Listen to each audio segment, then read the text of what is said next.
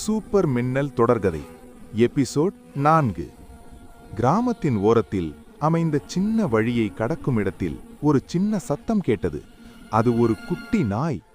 நாய் வைக்கோலுக்குள் சிக்கி வெளியே வர முடியாமல் நடுங்கிக் கொண்டிருந்தது. அருகில் இருந்த குழந்தைகள் பயந்து ஓடினர். அந்த நேரத்தில் வெள்ளை கேப் காற்றில் அசைந்து சூப்பர் மின்னல் வந்தது. மின்னல் மெதுவாக அருகே சென்று மியாவ் என்று சொல்லி நாய்க்கு தைரியம் கொடுத்தது. பிறகு மின்னல் கவனமாக நாயை வைக்கோலிலிருந்து வெளியே எடுத்தது. நாய் சந்தோஷமாக வாலையாட்டியது. குழந்தைகளும் அருகே வந்தது. குழந்தைகள் கைத்தட்டி சூப்பர் மின்னல் என்று கூச்சலிட்டனர். மின்னல் ஒரு நிமிடம் அவர்களை பார்த்து சந்தோஷமாக வாலையாட்டியது. பிறகு மீண்டும் கிராமத்தின் தெருக்களில் ஓடி விளையாடச் சென்றது. அந்த நாளில் அனைவரும் கற்றுக்கொண்டது, உண்மையான ஹீரோ என்பது பயப்படாமல் துணிந்து மற்றவர்களை காப்பாற்றுவதே.